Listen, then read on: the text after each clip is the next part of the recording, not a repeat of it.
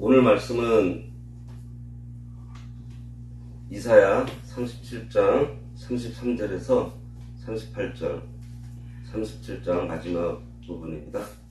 그러므로 여호와께서 아수르 왕에 대하여 이같이 이르시되 그가 이 성에 이르지 못하며 화살 하나도 이리로 쏘지 못하며 방패를 가지고 성에 가까이 오지도 못하며 흉벽을 쌓고 치지도 못할 것이요 그가 오던 길 곧 그 길로 돌아가고 이 성에 오르지 못하리라. 나 여호와의 말이니라. 대저 내가 나를 위하여 내 종 다윗을 위하여 이 성을 보호하며 구원하리라 하셨나이다 하니라. 여호와의 사자가 나가서 아수르 진중에서 18만 5천인을 쳤으므로 아침에 일찍이 일어나 본즉 시체뿐이라. 이에 아수르의 사네립 왕이 떠나 돌아가서 니느웨에 거주하더니 자기 신 니스록의 신전에서 경배할 때에 그의 아들 아드람 멜렉과 사레셀이 그를 칼로 죽이고 아라라 땅으로 도망하였으므로 그의 아들 에살 핫돈이 이어 왕이 되니라. 오늘 말씀의 제목은 하나님이 천사를 보내 아수르 군대를 멸함입니다. 오늘 본문은 여호와 하나님께서 그의 열심으로 예루살렘을 아수르의 손에서 건지시는데 거기에 대한 구체적인 내용을 전하고 있습니다. 33절 그러므로 여호와께서 아수르 왕에 대하여 가라사대 그가 이 성에 이르지 못하며 한 살도 이리로 쏘지 못하며 방패를 가지고 성에 가까이 오지도 못하며 흉벽을 쌓고 치지도 못할 것이요.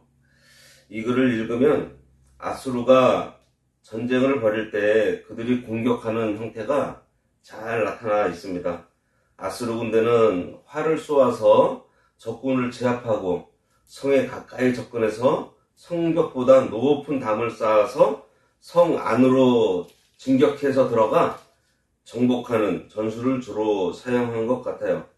그러나 여호와께서는 이러한 아수르의 전술을 완전히 무력화시킨다는 것입니다. 이것은 남유다 군대가 전투에 참여할 필요도 없고 따라서 한 명의 전사자나 피해가 없는 완벽한 승리를 하게 될 것을 암시하는 말이에요. 역대하 20장 15절에 보면 야하시엘이 이르되 온 유다와 예루살렘 주민과 여호사밧 왕이여 들을지어다. 여호와께서 이같이 너희에게 말씀하시기를 너희는 이 큰 무리로 말미암아 두려워하거나 놀라지 말라. 이 전쟁은 너희에게 속한 것이 아니요 하나님께 속한 것이니라. 이 말씀은 여호사밧 왕 때에 모압과 암몬과 그리고 마온 사람들이 연합해서 유다를 치러 왔을 때에 여호사밧 왕이 한 일이 있어요.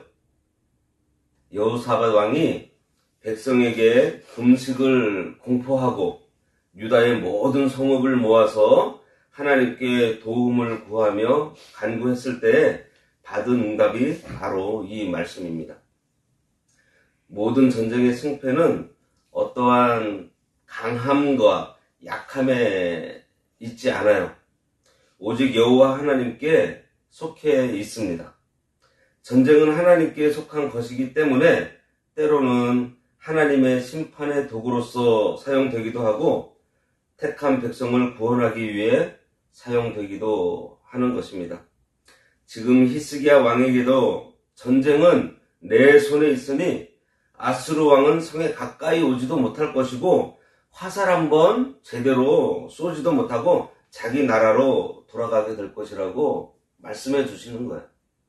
34절 그가 오던 길 곧 그 길로 돌아가고 이 성에 이르지 못하리라. 나 여호와의 말이니라. 이것은 아수르의 사네립이 남유다를 침공하기 위해 왔던 그 길로 다시 돌아가겠다는 말씀입니다.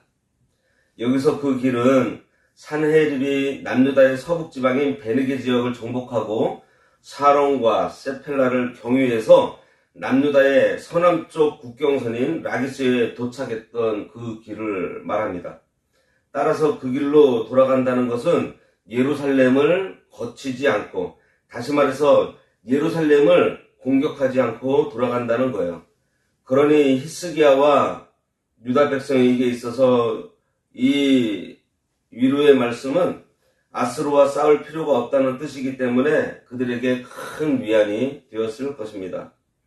35절, 대저 내가 나를 위하여 내 종 다윗을 위하여 이 성을 보호하며 구원하리라 하셨나이다 하니라.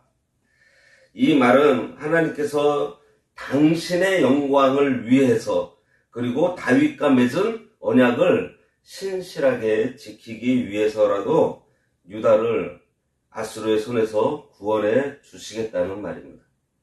하나님의 영광과 하나님의 그 신실하심을 담보로 해서 반드시 남유다를 구원하실 것이라는 하나님의 강한 의지를 나타내 주는 거예요.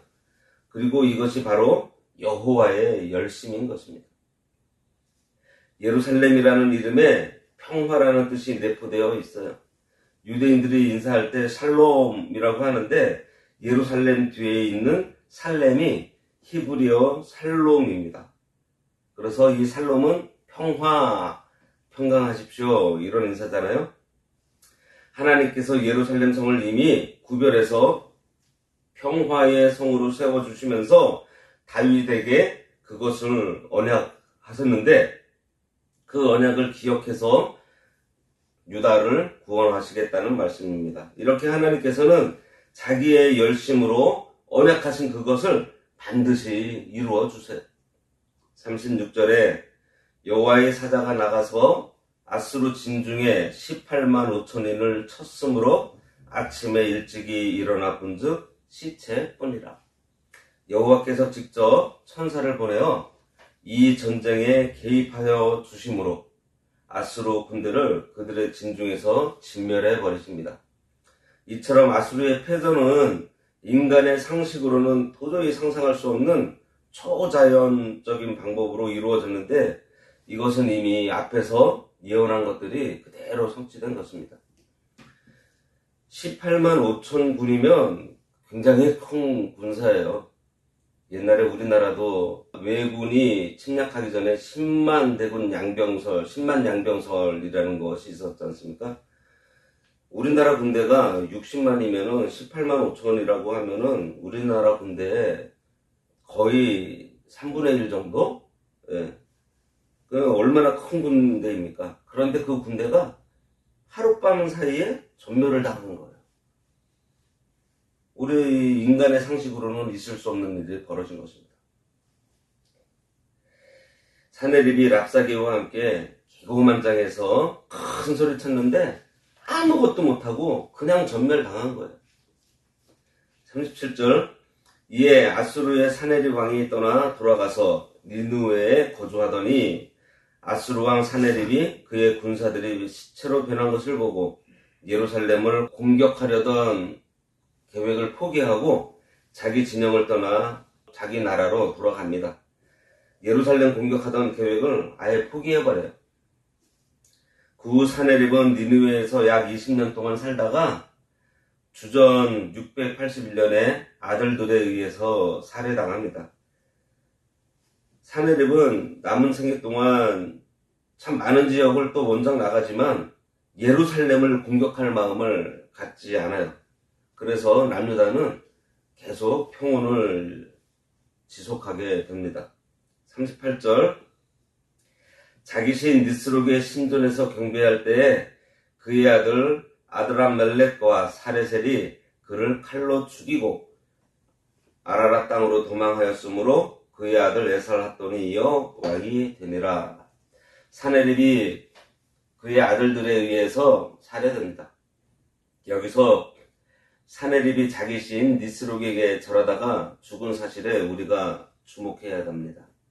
왜냐하면 이 사건은 히스기야가 성전에 나가서 위로를 받은 것과는 대조가 되는 사건이기 때문에 사내립이 자기 신에게 절하며 자기 신의 보호 아래 지금 있다고 여김에도 불구하고 하나님께서 말씀하신 대로 그를 죽이심으로 이방 신들보다 뛰어나신 만유의 주라는 것을 증명하는 사건입니다. 아드람 밀렉과 사레셀은 에살 핫돈과 함께 산헤립의 아들들이에요. 아수르 비문에 따르면 이 두 아들은 왕권을 찬탈하기 위해서 부친 산헤립을 살해하지만 여론에 밀리고 에살 핫돈에게 밀려서 아라랏으로 도망쳤다고 기록되어 있습니다. 에살 핫돈은 산헤립의 뒤를 이어서 아수르를 통치해요. 에살 핫돈은 그들의 선조들이 바벨론을 쳐서 멸망시켰었는데 그 바벨론을 재건한 자로 그가 아수르를 통치하고 있을 때 아수르가 최고의 번영을 이뤘다고 합니다. 하나님을 모독하고 마치 모든 권력과 능력을 행사하며 신처럼 행했던 이 산헤립은 자식에게 죽임을 당하는 비참한 최후를 맞이하게 됩니다. 이는 하나님의 공의의 심판의 결과로 7절에서 예언한 말씀이 그대로 성취된 거예요. 시편 16편에 보면 하나님을 의지하는 자에게는 승리를 주시고 우상을 의지하는 자는 괴로움을 더한다고 했는데 그 말씀 그대로 된 것입니다. 산헤립은 전쟁에 지고서도 헛된 것을 섬기며 교만해서 비참한 결과를 가져오게 된 것을 깨닫지 못하고 우상에게 드리는 정성이 부족했다고 여긴 것 같아요. 그래서 자기 신에게 경배할 때에 두 아들에게 살해를 당했으니 참으로 비참한 말로가 아닐 수 없습니다. 교만해서 자기를 신격화하는 자의 결국이 이래요. 그의 두 아들들은 정권을 잡으려고 아버지를 살해하지만 그들도 정권을 찬탈하지 못하고 도망가 버리고 다른 아들인 에살 핫돈이 왕위에 오르게 됩니다. 하나님께서 히스기야의 기도를 들으시고 응답해 주시고 그대로 성취해 주셨습니다.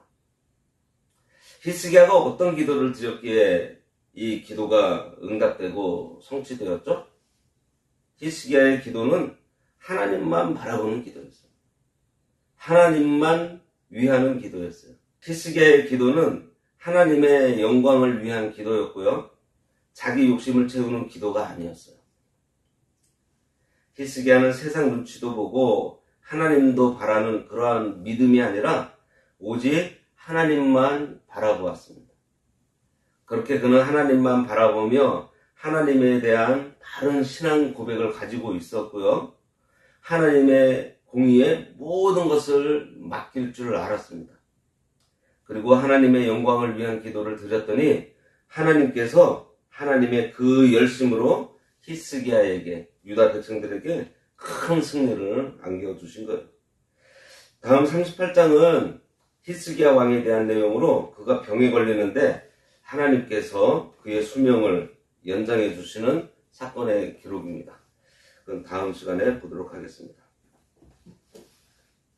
하나님 아버지, 히스기야가 하나님 앞에 그의 바른 신앙 고백을 하며 모든 것을 맡기고 하나님의 영광을 위하여 하나님 나라와 의를 위하여 기도하는 가운데 하나님께서 하나님의 그 크신 열심으로 저 교만한 산헤립의 군대를 한 번에 멸하심으로 해서 그 어려운 가운데에서 하나님께서 유다와 히스기야 왕을 구해주신 것과 같이 저희들 이 세상 살아가는데 이 세상의 많은 세력들이 우리들을 애워싸고 공격해 올 때 저희들도 하나님 앞에 바른 신앙 고백을 가지고 모든 것을 하나님께 맡기며 하나님의 나라와 의를 구함으로 하나님의 그 열심 있는 도우심을 받는 저희들 되도록 인도하여 주시옵소서. 예수님의 이름으로 기도드리옵나이다. 아멘. 하늘에 계신 우리 아버지여, 이름이 거룩히 여김을 받으시오며 나라가 임하시오며 뜻이 하늘에서 이루어진 것 같이 땅에서도 이루어지이다. 오늘날 우리에게 일용할 양식을 주옵시고 우리가 우리에게 죄 지은 자를 사하여 준 것 같이 우리 죄를 사하여 주옵시고 우리를 시험에 들게 하지 마옵시고 다만 악에서 구하옵소서. 대개 나라와 권세와 영광이 아버지께 영원히 있사옵나이다. 아멘.